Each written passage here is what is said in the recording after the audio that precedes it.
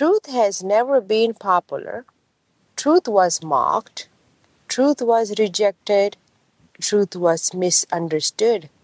Truth was persecuted long before any of us arrived here. When you choose to speak the truth, you quickly discover that some people have built their entire life, entire identities around illusions. Some have invested years protecting lies. Some have become comfortable living inside deception. The moment truth enters the room, everything hidden begins to shake. And that is why truth often receives resistance, not because it is wrong, but because it is right. There will be seasons when people question your motives, attack character, and attempt to silence your voice because you refuse to participate in deception. Yet, truth does not change simply because it is unpopular. The sun remains the sun, even when the blind deny its light. The truth may cost friendships. The truth may cost opportunities. The truth may cost comfort. But a lie costs something far greater. So speak carefully. Speak wisely. Speak with compassion. But never abandon the truth simply because it makes others uncomfortable. Because truth does not need an army to remain true. And at the end, every lie eventually reaches its expiration date. Truth endures. Truth survives.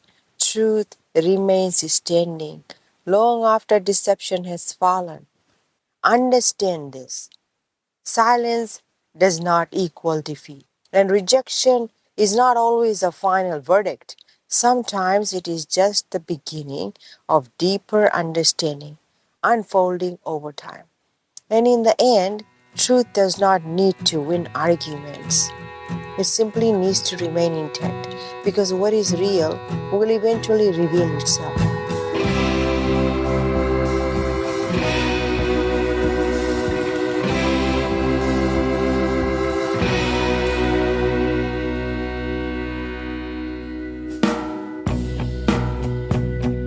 Hello everybody, welcome to episode 68 of Life and Life Only. I'm really calling this episode 68 and beyond really, because this is going to be a series. Not sure how many parts or how many hours I'm recording today. So what I'm going to do is just fade out at appropriate moments, fade out one episode, fade in the next one without introducing them.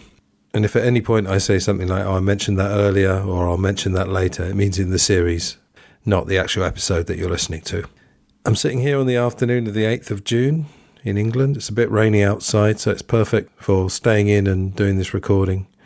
I feel this might be a landmark series of episodes, for me at least, because it's just seems like the most important topic I've ever covered, frankly. I'm prepared for the fact that these may be the least popular episodes I ever do as well, and that will become clear if it isn't clear already.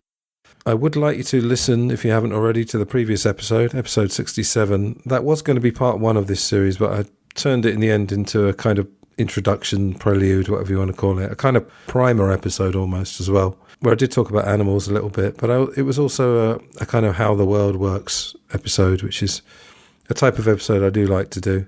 I talked about money, the incredible gap between rich and poor, and I was saying in that episode that this series is about various things, but one of them is about power and exploitation of the powerless, whether that be human animals or non-human animals. There was also a clip which was almost amusing, but really more tragic than amusing, which was a conference to deal with poverty, and all the delegates were staying in 5-star hotels and French chefs had been flown in. I played a clip from a John Pilger film. Anyway, yes, I would like you to go back and listen to that first, but it's not essential.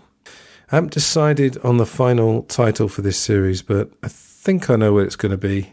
And just a couple of things to say about that. I'm going to include the word horror, because this is truly a horror story.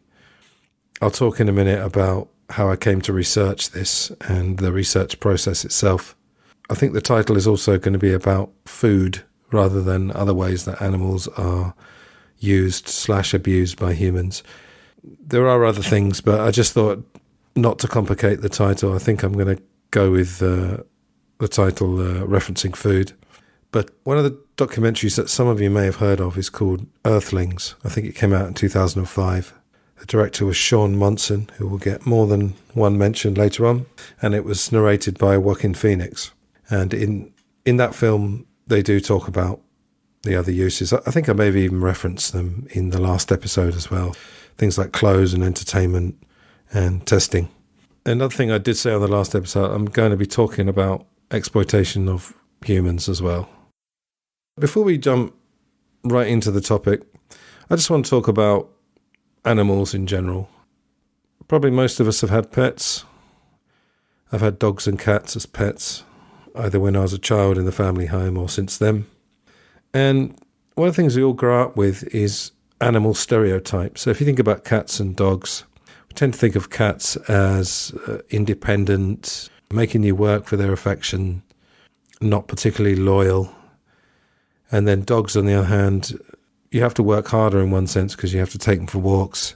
They're not as clean as cats, but they're more loyal and you'll probably get more direct affection. But then there's other stereotypes, monkeys, the cheeky monkey. Lions are king of the jungle, they're to be feared. Bears are always portrayed as cuddly, although I think if you're in the mountains and you were spotted by a grizzly bear, you might think differently. Foxes are supposed to be cunning. Then if you think of pigs, which will be relevant, I always grew up with the stereotype that pigs were dirty, and those kind of stereotypes, they might not sound like much, but they do get into your head. So if we take pigs again, for example, that might give you the idea that pigs are dirty, maybe they're not, they don't have as much value as other animals or humans. I will get to all of that later on. And then I suppose chickens, the thing I remember being told about chickens is that you can cut their head off and they'll still run around. I don't think we're ever really told that animals are particularly intelligent.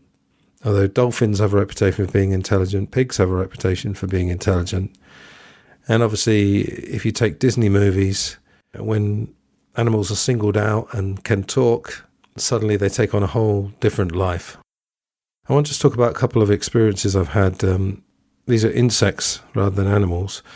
Are insects classed as animals? Let's call them creatures, or earthlings, in fact. One was, you may have noticed, and this is a whole other topic, that there are barely any bees and wasps in the summer around your house. And there's a TED Talk about why bees are disappearing. That's a very good one. I use a lot of TED Talks for my teaching. I'm an English language teacher. But when I was a child, in the summer, bees and wasps were everywhere. And one of the natural tendencies, of course, is to try to kill them using a newspaper or whatever. And I remember this time, I don't know how old I was, probably about 12 maybe, something like that. There was a bumblebee. In fact, there were two bumblebees flying around. And I thought I'd be really clever and try and kill them both with one newspaper, which in fact I did. Or I hadn't quite killed them because I looked down and they were both struggling, and one was clearly bigger than the other one. And suddenly I heard the baby one, if you want to call it that, the smaller one, crying out, just making this high-pitched noise. And the mother came to the baby. The mother struggled over, because it was nearly dead, and struggled over to its baby, basically. And suddenly, that was a poignant moment. Another one with insects. I was just staying at this guest house. I think it was in Laos in Southeast Asia. It wasn't a great guest house. And I'd eaten this cake. And I'd obviously left a few crumbs. And I went out. And then when I came back to the room later on, there were ants everywhere. And they were literally marching 2 by 2. That's something else, isn't it? They were literally marching in formation almost, in rows of 2, carrying these crumbs. Also, when I went on a meditation retreat, 10-day silent meditation retreat, which was talked about in one of the very early episodes of this podcast, We had to do a few chores like sweeping up just in our downtime. We weren't meditating or going to lectures. And I took to just watching insects. And because insects are so small, they obviously get disregarded. The thing about meditation, it's all about paying closer attention than you normally would, not letting everything just go by. So I took to watching them, and I just thought it was amazing what they were doing. Now, as regards mammals, I remember also as a child seeing a kitten by the side of the road, clearly injured, been hit by a car but not killed. It was quite a narrow road. It was a road where you couldn't really drive very fast anyway. And I tried to take it home.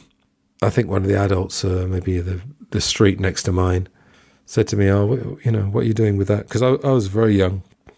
I feel like this is probably when I was about 9 or 10, maybe even 8 years old. And I was dissuaded from taking this kitten home, and it was reported and taken to the vet. But, I've just had these little moments, apart from having pets, as I said.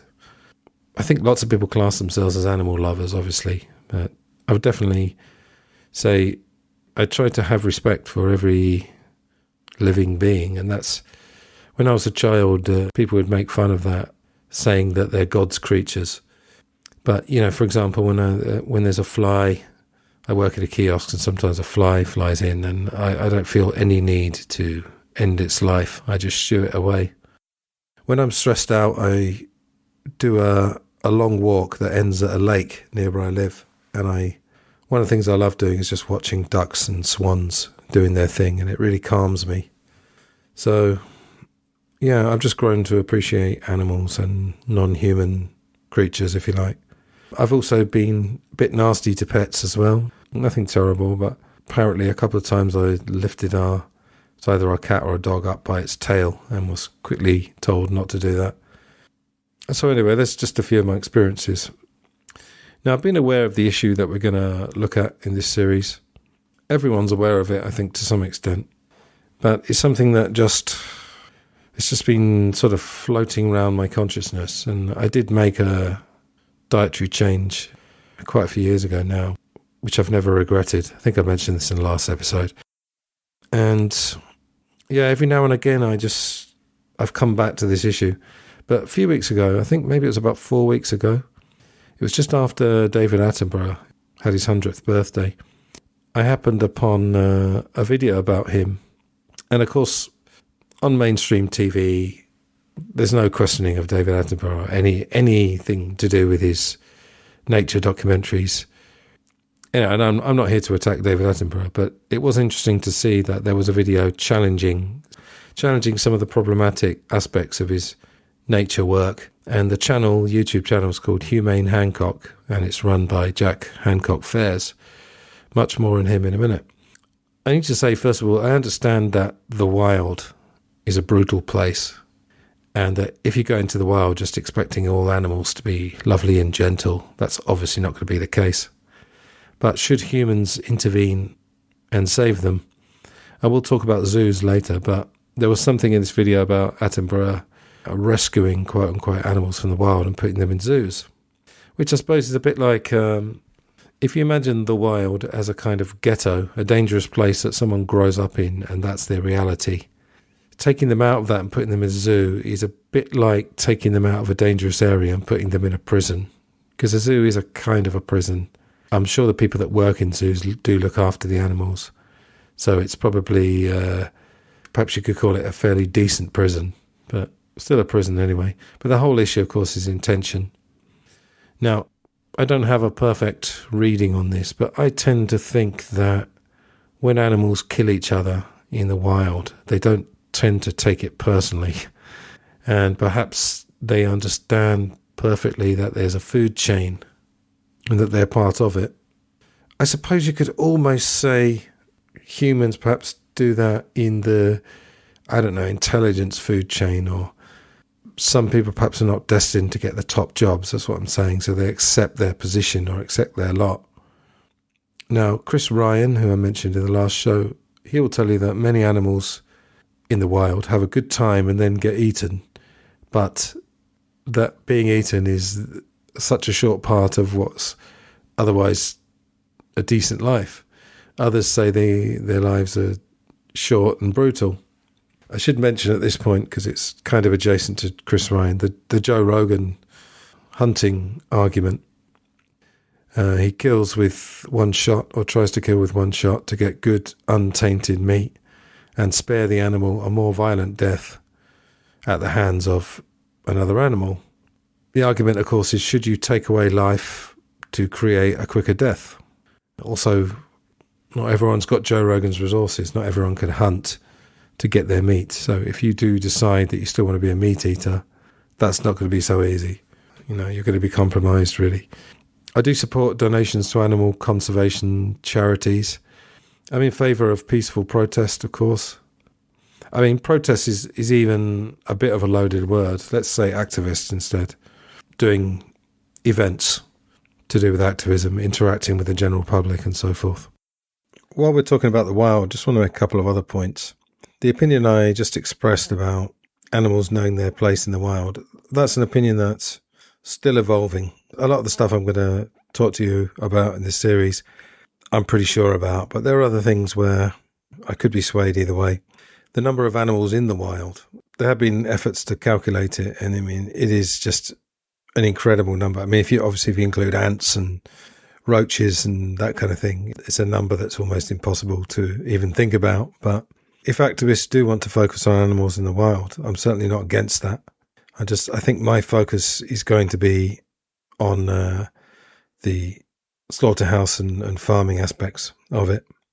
The other thing I wanted to say is that one of the arguments against not eating meat is that people will say, well, if you were in the wild, you would eat meat, wouldn't you? You'd kill an animal. And that could well be true. If I was desperate, if I was starving, I might kill an animal and eat its meat. But I'm not starving in the wild. I'm not on a desert island. So I don't have to do that. I don't really understand that argument at all. There's lots of things I could potentially do if I was starving. If you know that story about, was it the rugby team in the Andes? I mean, okay, they apparently ate some flesh of a person who was already dead, but you don't know what you could do in a desperate situation. But the point is, we're lucky enough not to be in that situation. So we've got a choice. Just one small thing about this Attenborough video. There is quite a telling bit where they show an advert for a safari, and you can see the text on the screen. It promises exciting river crosses where you can see wildebeest being devoured by crocodiles.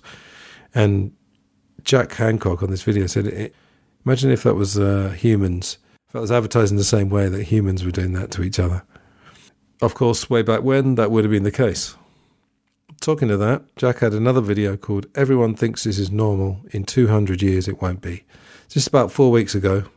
And I knew what the video would be about just from the title. He made a comparison to slavery, which X amount of years ago was so normal that you'd be ridiculed if you opposed it. But I was pretty sure what issue Jack was going to be talking about. Now, just in terms of, we're talking about 200 years, I will go back to the video in a second. I should mention a vegan comedy, if you like, by Simon Amstell. A lot of you may know him from, in England, he presented Nevermind the Buzzcocks, but he's done lots of other things. He did a film called Carnage, and rather than 200 years, he set it in 2067, which I think was exactly 50 years after he was making it, or when it came out. It was 2017. And it's a mockumentary, and it's looking back at the world where we used to eat meat, and looking back at it in the same way, as I said, you would do with slavery, or the other example I always give is public executions. Seems like 150 years ago, or up to 150 years ago, criminals, we won't go back to that, but in the last show I was saying, we like to think criminals are all guilty. Let's say the majority are. There would be public executions, and people would apparently bring their families. It was a form of entertainment. So if you think about how far removed we are from that, the idea that someone would advertise in the middle of London, we don't have capital punishment, but hypothetically, a terrorist is going to be hung, and roll up, £10 for a ringside seat kind of thing. How that just seems something so of the past. couple of things to consider before we start. Most people who do know about the slaughter of animals for food, they probably know a bit about the slaughter itself. They would probably, I'm guessing here, but I would say most people are quite aware that some animals would have their throats cut when they might not be completely dead. So they might be conscious when that's happening.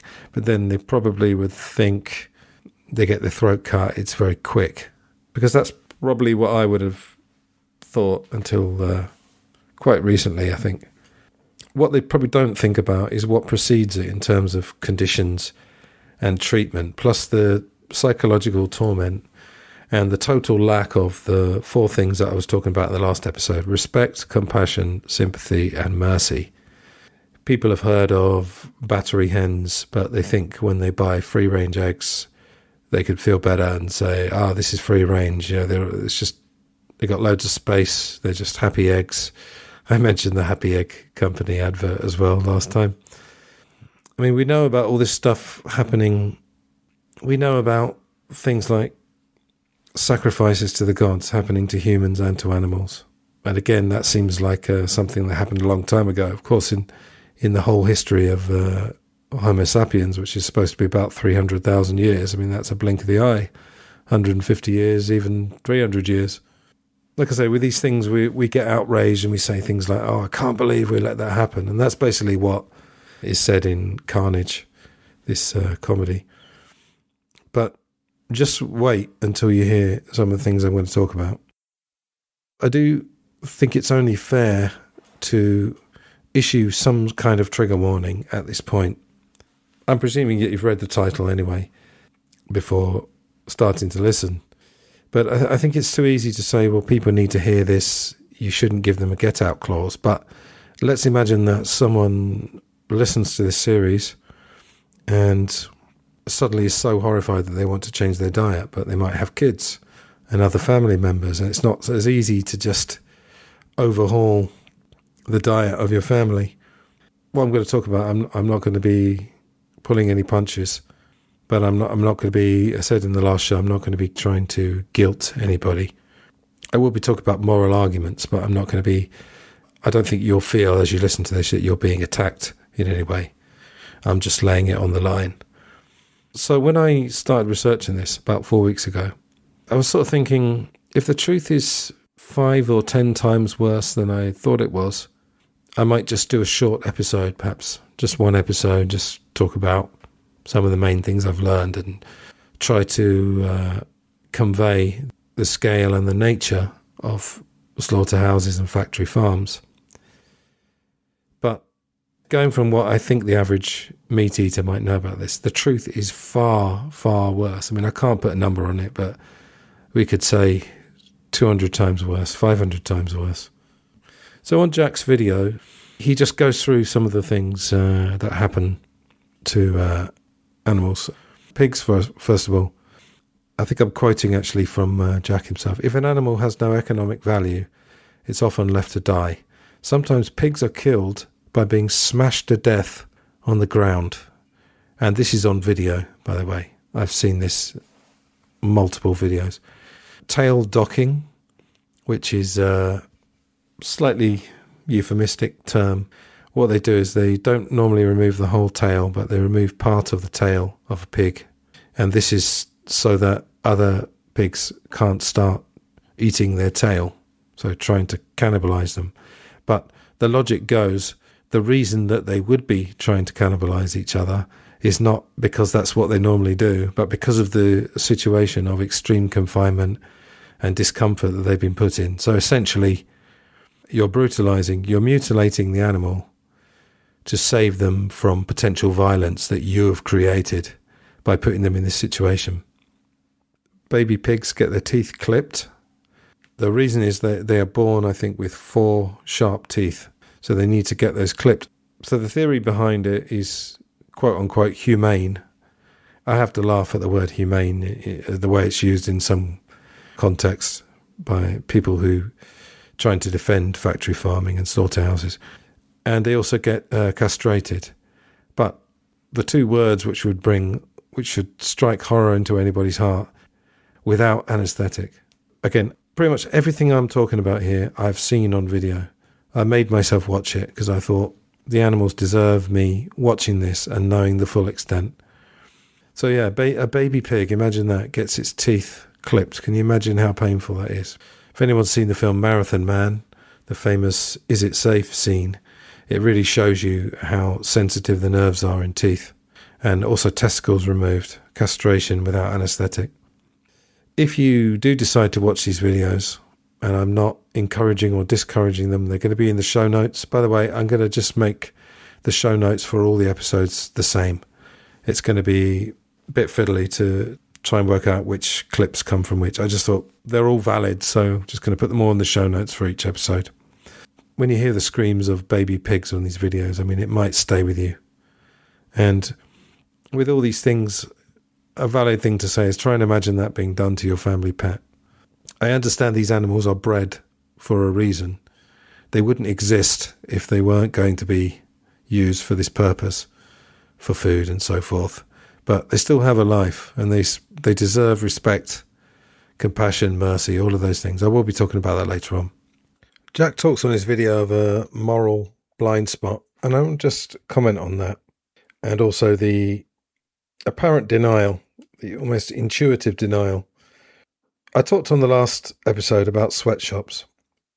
People acknowledge sweatshops and that, I'm going to say, almost unfettered capitalism almost without restraint, has virtually no limit in terms of exploiting people with no power or very little power. Now, this same tendency towards animals, who have even less power than powerless humans, let's say, makes more logical sense and should logically be much worse if you think of this unfettered capitalism.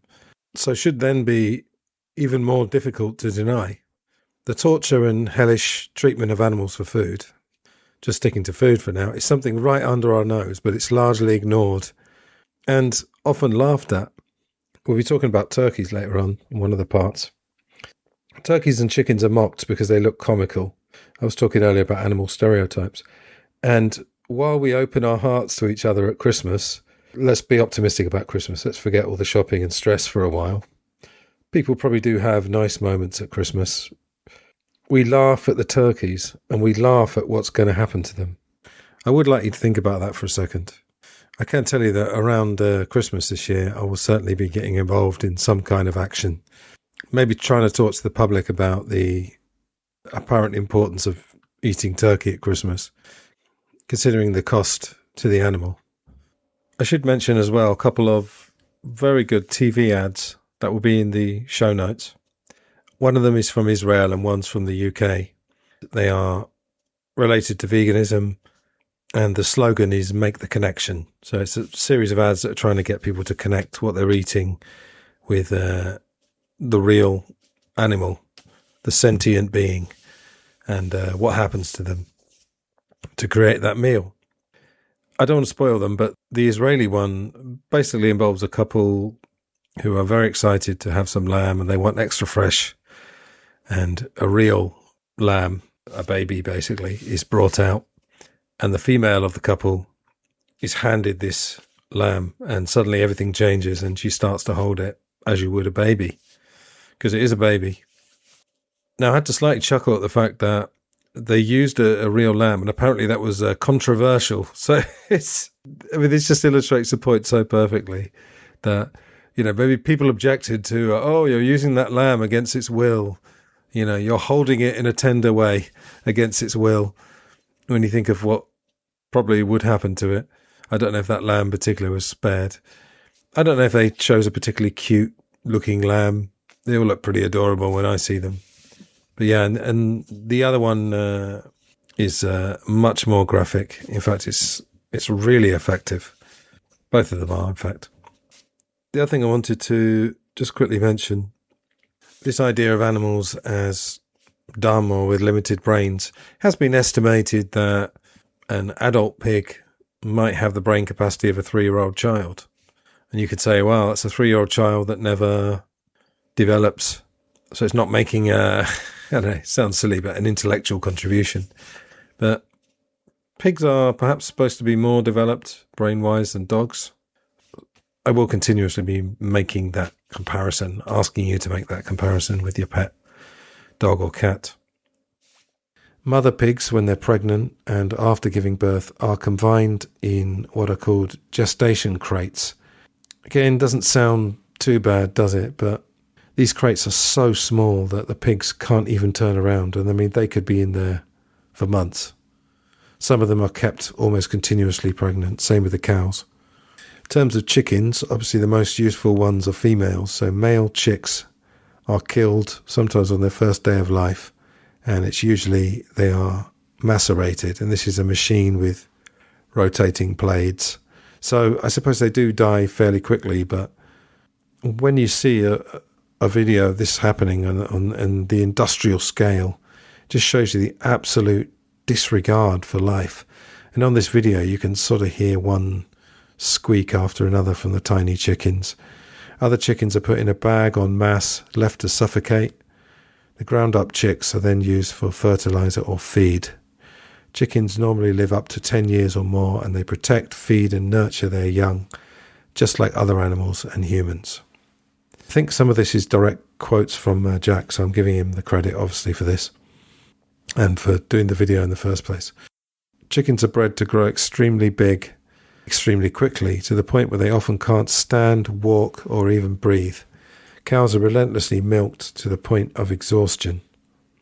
I will be going into a bit more detail, unfortunately, about these kind of things. It seems that fish we kill in the biggest numbers with the least protection. And I've just got here, try seeing that on a David Attenborough documentary. They're often put on ice when still alive for long periods of time. And in fact, I remember being on an island in Thailand and they had some seafood or fish on ice. And one of them was still thrashing around. And like a lot of people, just for full disclosure, so you don't think that I'm trying to pass myself off as some great enlightened being, I remember finding it funny. I just thought, they haven't done a good job of killing that. And I think that's the way a lot of us have been brought up to think of that. It's just so normalised. I remember seeing a lobster. I think it was a lobster put into boiling water, because it can't express pain in the same way that humans do. We're almost conditioned by society. Talked about cultural reinforcement. If you never heard that term or you didn't hear the last episode, look that up, because it's so important. Cultural reinforcement of the idea that eating meat and the slaughter of animals is fine. Same as beer is fine. Seeing someone on a TV show drunk is quite funny. Seeing them smoking a joint or something, drugs, it's just this society's skewed values. In terms of the numbers, by the way, I mean, we're talking about, if you just take farmyard animals, we're talking about billions worldwide per year, millions in the UK, billions worldwide. With fish, I think you're into the trillions. I don't know if that's trillions of fish or just including everything, but the scale of this thing is almost unfathomable.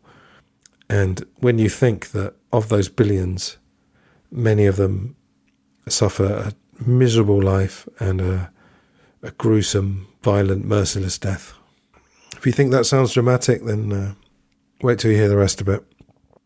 I did mention this in the last show as well. I'm not trying to make anybody feel guilty. It's just to make you think. So what I would say to you, just do the animals the honour of just taking a pause and considering this. Now, this will probably be quite a one-sided discussion. I am giving you what seems to be fairly clear, the reality of what's happening, and one that isn't really denied particularly. Now, I haven't heard about too many ethical farms. I'm sure they exist. But by the sheer numbers, the demand for meat and eggs, of course, the demand is so enormous. And the scale of this, as I said, is so huge, the whole operation, that the idea that they are going to bother anaesthetising every animal before they kill it, that's just not going to be the case. This is a strange issue in a way, because if you ask people in surveys, and they've done surveys, what they think of factory farming, somewhere between 80 and 90% will say quite truthfully that they're against it. Now, on this video, it mentions cows as well. Cows are supposed to be killed with a captive bolt pistol shot to the forehead. But the thing that we're going to get to later is that the production line is so fast. One of the articles I read was talking about someone slitting the throats of one animal every 3 seconds. It could be that fast. So yeah, this captive bolt, it basically fires a steel bolt into their head. It's supposed to kill them outright, but it often goes wrong, or it's too expensive, because it's probably, you think about the amount of bullets, if you like, these steel bolts that they'll need. The absolute terror in the eyes of these animals is impossible to deny. People do have in their head, without really thinking about it, that they're probably so dumb, animals can't express themselves the way we do, that they can't understand what's happening or is about to happen, and that they're just, they're there to serve the public.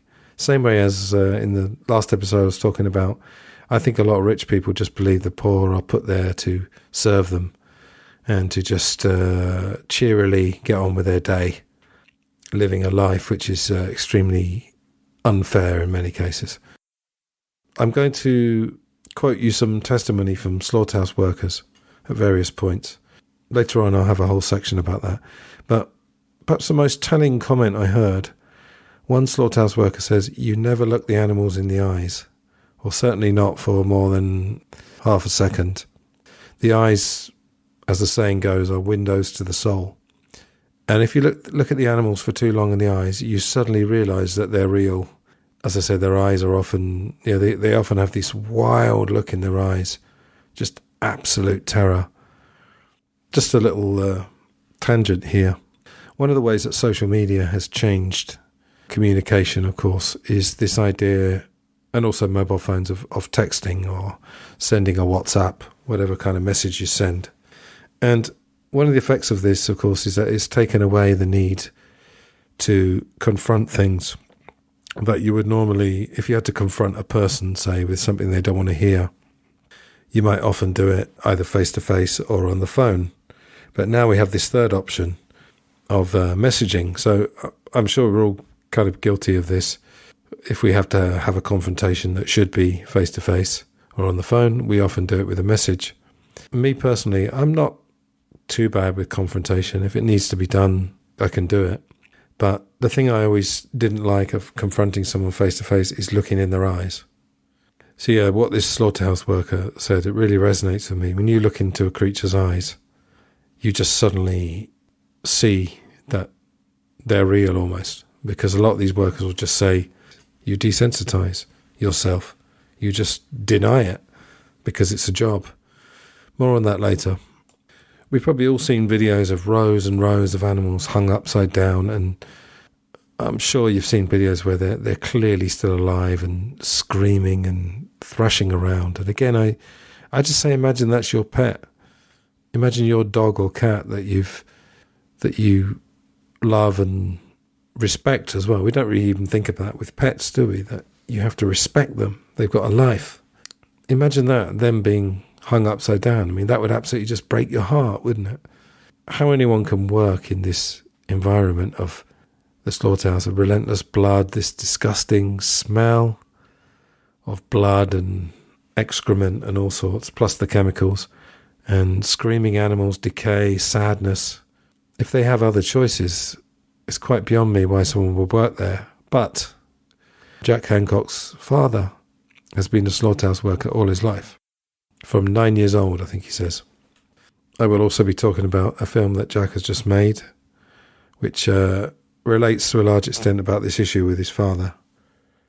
But the part of the video, I think, that really affected me the most was seeing pigs going through CO2 chambers in order to be, quote-unquote, stunned.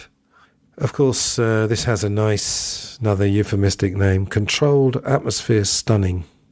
On the subject of euphemisms, probably my favourite, quote-unquote, one, favourite just because it's so pathetic, is double-tap drones. Anyone know what double-tap drones are? Well, what they do is drop a drone or drop a weapon using a drone, causes a big explosion, and then as soon as first responders, if you like, or family members or whoever it is comes to see if they're still alive and comes to help them, they drop another one on them then. Of course, that's not done by us civilized people in the West. It's only our enemies that do that. Hint, hint. Now, with these CO2 chambers, they're obviously considered to be a cheaper, more economical alternative. And according to Jack, 90% of pigs are killed in this way in England. I just want to say one thing about stats. You know, I've spent a good few weeks in this world and looking at various sources and trying to establish stats. I said even in the last episode we were talking about apparently the 8 richest people in the world have got the same wealth as the poorest 500,000. I was saying that stats may vary, and for example, just broadly, animal activist websites may give you a figure that could be exaggerated, whereas if you look at, I don't know, government statistics, they're probably going to downplay it. But let's just say the majority of pigs are killed in this way. And when I saw this video and the noises they're making and this horrible look of panic on their faces, it affected me pretty badly. And it just told me, right, I'm going to do some podcasts. This is my platform. I'm not Joe Rogan here. I don't have millions of people listening, but I can do something. I saw that video quite late at night and I woke up about 4 a.m. with this image in my head. But I mean, talk about the irony. We are force-fed that the worst thing ever perpetrated by humans on humans was the Holocaust, which of course involved gas chambers. Now, there have been other atrocities that could be comparable: Rwandan genocide, the Armenian genocide, the Khmer Rouge in the 70s in Cambodia, Maoist China. In terms of numbers, Maoist China may be the biggest, Stalinist Russia. And yet this is routinely done to pigs, and I don't think too many people know about this. I didn't know about this until 4 weeks ago. Okay, CO2, it's not cyanide as would have been used in the concentration camps. We will be hearing indirectly from a Holocaust survivor later on, just in case the comparison triggers anyone.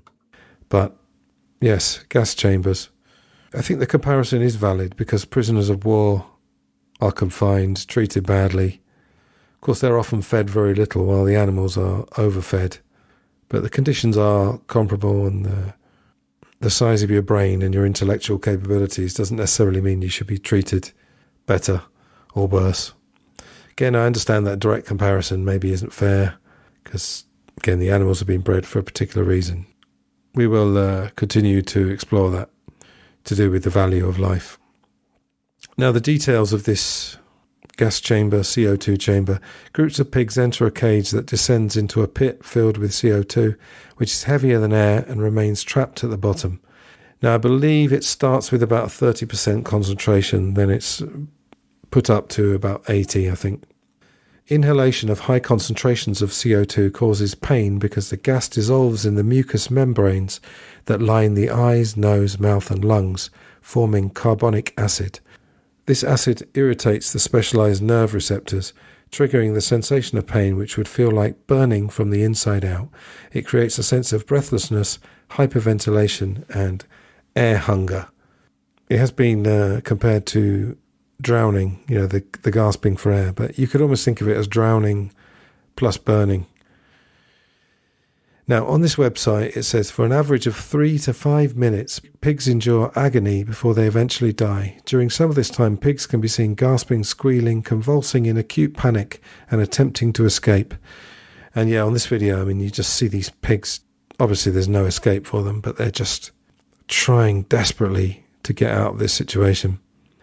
I did actually read something from the website of the UK government, and even they admitted that it was 30 to 60 seconds of distress rather than 3 to 5 minutes, but they're still admitting that it's that, and apparently the pigs spend around 2 minutes in the chamber in total. Sean Monson, the director of Earthlings, said that the USDA had ruled that they shouldn't suffer for more than 60 seconds.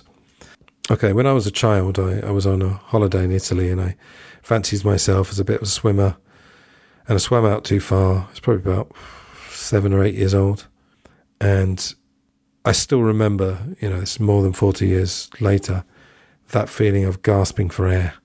And if you think of being confined in a chamber and gasping for air, I mean, when you don't have enough air, 5 seconds may as well be an hour, Like I said, this is just happening so routinely. This humane, quote-unquote, method is also used for end-of-lay hens or spent hens. So basically hens that they don't have any more use for. They've laid enough eggs, far more eggs than they would naturally produce. They've outgrown their usefulness, so let's put them in a gas chamber. There is a short video of this in the show notes. Again, I dare you to watch it. It's horrific, and I mean, you might not be the same person again. Maybe you will, maybe it won't affect you at all. Maybe some denial mechanism will kick in, I don't know. The chickens is almost more horrific because they look tiny, the ones on this video. The panic, the desperation, they're all piled on top of each other. And I mean, this apparently happens on free-range farms. I actually wrote to one organisation to try and find out what happens with organic eggs. I mean, are they better? I still don't have an answer. I could always do a follow-up in the future, but I think free-range, apparently, again, there's different stats, allows 9 hens per square metre. Another website said 6 hens, but I think the point is made. Male chicks or chicks that are too ill are also gassed. With the free range, they're legally allowed outdoors, but many don't actually get close to reaching it. And I'll explain why that is. It's because chickens that aren't caged, they will instead be in this enormous room. There are just, I don't know, tens of thousands of them in this room. And all you can hear is just constant noise. They're probably not sleeping much. They're constantly eating. And if you think that, okay, they're allowed outside, it's only really going to be the ones, the fastest and the strongest, are going to get to go outside and breathe some fresh air. The overcrowding in these places has been likened to 14 adults sharing a one-room flat. Again, you can argue the number, but that will give you some idea. The principles of organic farming are good in terms of no pesticides and giving them enough space to express their natural behaviour. But I would guess that since laws are contravened in other situations, anything to do with big business, really, they probably are here. That big business capitalism principle applies, and one of the documentaries I'm going to look at has a very clear opinion about that. Now, regarding whether you watch these videos, I'll do you a deal here, dear listeners. I invite you to watch that 1 minute, 40-second video of the chickens in the gas chamber. You're free to not watch it, okay? And I was going to say remain ignorant. I don't even mean ignorant as a pejorative. I'm saying ignorant literally meaning not knowing something. I'll do you a deal. If you decide not to watch the video, then please don't have a go at vegans and vegetarians and activists, and don't call them do-gooders or label them as soft or anything like that. If you're not prepared to actually confront the reality, I think that's a fair deal. Now, from Sean Monson's TED Talk that he did, which I'm going to make a reference to again later, he says, we raise and kill 210 billion animals globally every year, more than the number of humans that have ever lived. We humans are the only species to have ever inflicted so much suffering on so many other animals, but we're also the only ones to have acted to protect other animals from cruelty. We pride ourselves on being a species of animal lovers. So, with that in mind, we're going to look at 3 documentaries. A quick word about documentaries. They're obviously designed to be factual, but they're also supposed to be entertaining is the word you probably use. I think with these you probably say engaging might be a better word than entertaining. If you want someone to watch your documentary, you've got to use techniques to engage their attention. Music is one, obviously editing, things like that. These films I'm going to talk about are very disturbing. And I mean, I was watching a lot of, 2 of them in particular, watching a lot of it through my fingers. I actually watched one of them at 1.5 speed just to get through it, to be honest. But I was still, making a note of everything that was in it. And I just kept telling myself I was doing it for the animals and also for the slaughterhouse workers as well. Like I said, the scale of this thing is just unbelievable. I mean, maybe for every minute that I'm talking to you and every minute you're listening, there's probably thousands of animals. I mean, around the world, it'd probably be more than that. Maybe in the hundreds of thousands. I just don't know the numbers, but like I say, distressing and painful deaths. And yes, there are also humans, as we speak, probably enduring distressing and painful deaths. But I'm just talking about the scale. It depends if you're talking about one country or the whole world. So for the final time, if you do want to stop listening at this point, that's your right. But please, if you do carry on listening, no angry messages. Don't shoot the messenger, as they say. Right. There is a film called Land of Hope and Glory. And this is essentially the UK's version of the film Earthlings. It takes a quote directly from Earthlings, in fact. So they're obviously not hiding the fact they've been inspired by that film. I do like the sarcastic title, by the way, Land of Hope and Glory. I'm using the UK as an example, partly because it's a developed country and it's considered to be humane in its treatment of animals. So when you see what they're doing, and like I say, Land of Hope and Glory is about the UK, you can only imagine what happens in poorer countries with less budget and less regulation. In fact, there is no regulation in one case that I'll mention later. Can you imagine what that's like, where there's no actual regulation? I'd say in Britain and the US, there are regulations, but there are probably ways to contravene those. I think I said in the last show, I consider the UK to be fairly reasonable in most things. We have had a police scandal recently, but I've always seen the British police as being pretty reasonable, partly because, of course, they don't carry guns. Maybe they do now, I'm not sure. But traditionally they didn't carry guns, so they had to be a bit more diplomatic. I'd say we have an extreme tabloid media, and of course the British Empire was anything but moderate. Anyway, from I'm going to quote directly here from the introduction to this film. When we think of UK farming, we imagine picturesque rolling hills of lush greenery and serenity, inhabited by peaceful, content farm animals roaming freely amongst the landscape. And of course the images at this point are the appropriate ones for what he's talking about. These cultural associations of traditional UK farming are constantly pushed into our minds through the use of advertising. Such associations make us feel good about our purchases as a consumer, but we've been blinded by a smokescreen, and the reality of UK farming exists at the opposite end of the moral spectrum with regard to human compassion for animals and the earth. We must be willing to look beyond the facade that these companies have fought so hard to maintain and open our eyes to the truth. The footage you're about to see is not from isolated cases and relates to products labelled organic, free-range, high-welfare, Red Tractor approved and RSPCA approved. As I said, according to this film, organic perhaps isn't any better, but I am waiting to get a reply to the email I sent, so I'd rather hold fire on that one. I did say a bit earlier, I didn't finish my thought, that this is going to be a fairly one-sided argument, but you've got to remember that the other side, as part of the cultural reinforcement, is reinforced through advertising, as they say, and incredible propaganda. Quite alarming to see that the things I'm about to describe to you are RSPCA approved. That's the Royal Society for the Prevention of Cruelty to Animals. That's quite worrying. From another website, they were talking about Red Tractor third-party assurance levels. So these are supposed to be a sign of humane treatment, but they don't prohibit gassing either. Quote, a bird that spent its final minutes gasping in a rising concentration of carbonic acid can still carry a welfare assurance logo on its packaging. In the UK, we slaughter around 1 billion land animals for meat, dairy and eggs.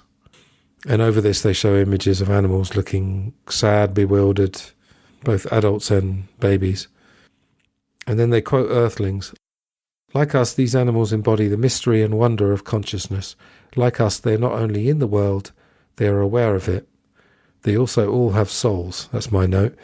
Like us, they are the psychological centres of a life that is uniquely their own. Starting with pigs, there are 11,000 pig farms in the UK, over 1,400 of which house more than 1,000 pigs. Now, I put a note that pig farms might be the closest thing to hell on earth, but I've actually revised that opinion. I will be talking about a situation that I think is even worse later on. So these animals are objects, no care and compassion, they don't get any natural light, and they're on a production line from birth to death. Only 3% of pigs spend their lives outdoors, and we get images of pigs confined and chained up as well. Pigs have been proved to be as intelligent and emotionally complex as dogs, but in the UK we value dogs. Of course, not every country values dogs. They are eaten in some countries. Now, I want to mention at this point what's called the lifeboat equation. If you're on a lifeboat and you had a human and an animal, and as far as you knew, they were both, well, you probably wouldn't know with the animal, but the human was a relatively decent person, and you had to save one, which one would you save? You could talk about if it was Adolf Hitler and a random pig, which one would you save? How many animals for one person? Does it matter about intellectual capacity? Because I'd argue, not being offensive, but quite a lot of people don't add anything intellectual to the world. Maybe they add children to the world, they propagate the species, but maybe they don't add anything to the collective intelligence of the world. I remember having a kind of an argument or discussion with somebody who was saying, yeah, animals are dumb, they don't need to be preserved, something like that. And I said, okay, so what about brain-dead humans who can't express anything? If we ate human meat, would that be okay? Isn't that what the Nazis did, partly in the eugenics program, which didn't originate in Germany, by the way? That's for another day. Exterminate those with limited brain capacity. Going back to the documentary, most pigs are legally entitled to less than 1 square metre of space each. So earlier we were talking, well, that was with chickens, wasn't it? That you could pack up to 9 in every square metre. Obviously a pig is a lot bigger, but I mean 1 square metre. Female pigs, I was talking about this earlier, call them gestation crates. They also be called farrowing crates. As we said, they can't turn around. I mean, they can't do anything. And let's not forget, they have to go to the toilet as well. Presumably that's not cleared up very regularly, if at all. So they're also standing and living in their own excrement. These gestation crates are apparently illegal in Europe. I guess he means continental Europe. They're kept here for 5 weeks at a time, every time they give birth. And we get these images of baby pigs, sick baby pigs. Pigs are artificially inseminated to ensure they're continuously pregnant and confined for 3 to 5 years until they're too exhausted. Female pig is then slaughtered for low-grade meat such as pies, pasties and sausages. There's often no bedding or sewage on the farm, so as this is what I was saying a minute ago, they live confined in their own. Well, let's call it what it is. They live in their own shit. And of course, what does that breed? Disease, infection. It's almost inevitable. We get images of animals just absolutely covered in maggots. I like to think the animals in this video are dead. Abuse of pigs starts almost immediately after birth. They would normally stay with mothers for 12 to 14 weeks, but in this case only 3 to 4 weeks. They give them very strong antibiotics and, as stated earlier, mutilated with the teeth and the tails. Now, there's some footage in this video of a guy very matter-of-factly training someone in what to do with this procedure or these procedures while the pig squeals, shrieks, screams. I don't know what the correct word for it is. I said earlier about the cannibalism, and that happens when they start to lose their minds. If the piglets aren't growing fast enough or sick and injured, as we said earlier, slammed against walls or the floor, or bludgeoned to death with metal poles. And they show images of these dead piglets just in a pile, and it's just the absolute indignity of it. Now, I remember a few years ago watching The Passion of the Christ, the Mel Gibson film. It's reckoned that crucifixion could be about the worst way to die. I mean, there might be other ways which are even more painful, like I say, being set on fire, boiling water, something like that. The other thing with the crucifixion was the humiliation, because you were strung up naked. And, okay, animals are probably not going to feel, I don't know if animals can feel humiliation, but it is incredibly sad just to see these tiny little piglets just in a pile, just being treated like trash. This is back to the documentary. Pig farm workers have been found torturing pigs and cows, prolonging their agony and leaving them with open wounds. And you hear on this video, they're calling them a cunt or a twat, just because they won't stay still or move as they want them to. I've seen plenty of videos of workers taunting the animals. And again, if you start mocking an animal, I don't know if it understands that, but it will certainly understand if it had various people around it with sharp instruments prodding and taunting it in that way. I think the most chilling thing actually was, you see in this film a worker saying to the animal, "I hate you," which of course is shorthand for, "I hate this work, I hate this life, and you're making it more difficult by struggling for your life and resisting." It's all about pressure really in that situation. And if the animal isn't behaving in the way that you would like it to, not the humane way, but just the way to get the job done more efficiently, then you're going to turn on them. I should say at this point that probably the thing that haunts me perhaps the most is the idea that there may be people with extreme anger issues, people who've maybe been abused, sexually, physically, emotionally, whatever. And you get a job at a slaughterhouse, and perhaps sometimes people find the job that suits them almost by accident, or because they may not know exactly what it's like in there. But the idea that someone with extreme anger issues is being paid to kill, in many ways brutalise these defenceless animals. I mean, can you imagine that it's being completely validated in a sense, and they're going to take it out on these animals? Anyone will tell you in society, people tend to punch downwards. If you feel like you haven't got any power, and then suddenly you get some power over someone who's a lower status than you, say at work, it's quite easy to then abuse that power. Back to the documentary. When the pigs reach slaughter age at 6 months, they are transported in cramped and overcrowded trucks with no food and water. After a traumatic journey, they're herded to their deaths. And there's a sign on one of the farms, "Quality begins here. Handle animals quietly with care and respect." So the makers of this film certainly have a sense of humour. In fact, pigs and cows are herded with electric prods. Of course, we've all heard of cattle prods, which have been, I guess, modified into tasers. And of course, they're used on humans when they're being arrested, for example.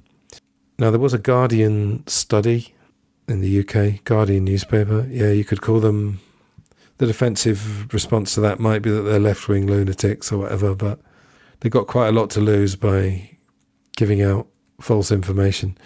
20 million farm animals a year die before slaughter, and 800,000 pigs arrive after transportation unable to walk.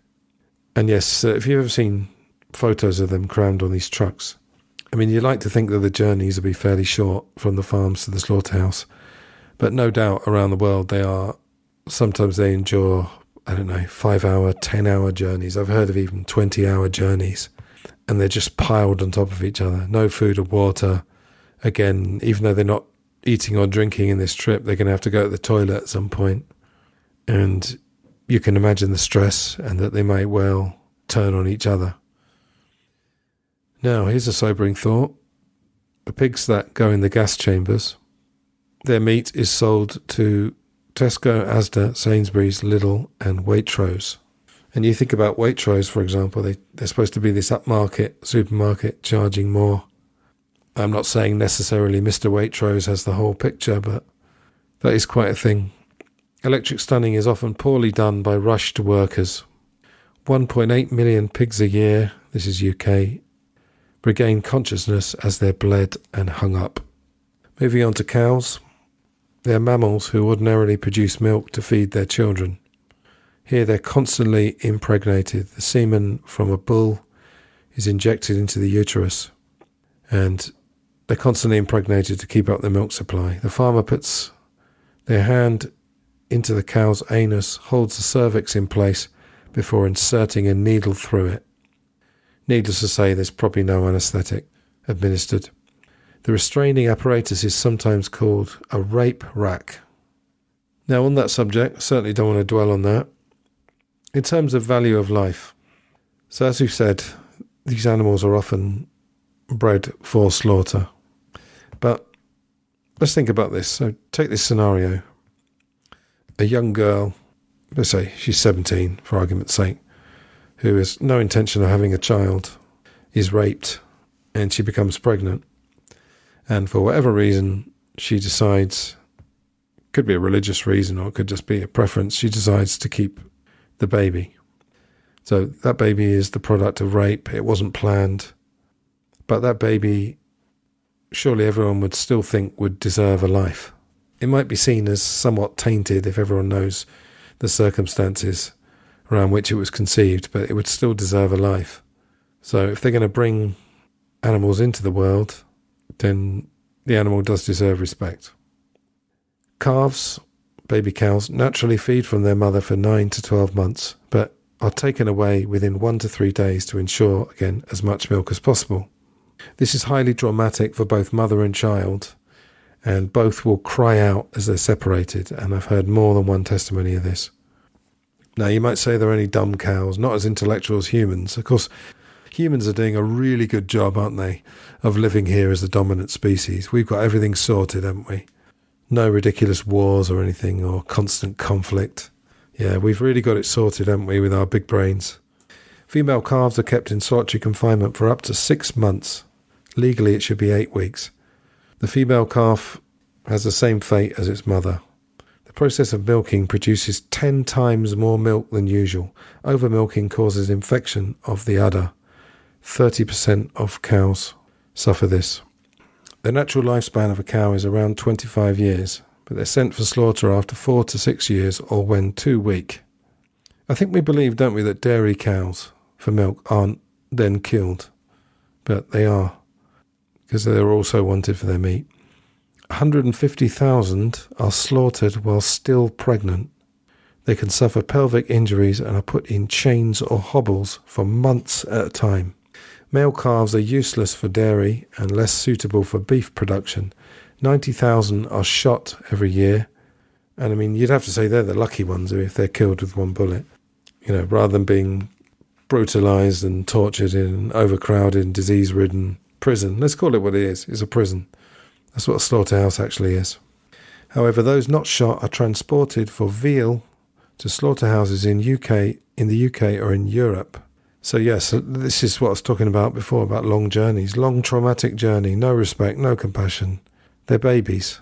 If that's not their fate, they are sometimes starved, beaten to death, and according to Gail Eisnitz, who I'm going to talk about later, buried alive. This is not directly from the documentary. I don't know if that happens in the UK. I can't tell you that for sure. But veal, I mean, I have thought for years that if everyone could just give up veal and foie gras if they eat that, that would be a start. Because veal is known to be one of the most controversial meats. Others are auctioned at livestock markets and sent to cattle farms. Most calves in the UK have to endure castration, we talked about earlier, but also disbudding. So you've got disbudding and dehorning. You might think that if you cut the horn off, it's almost like cutting hair somehow.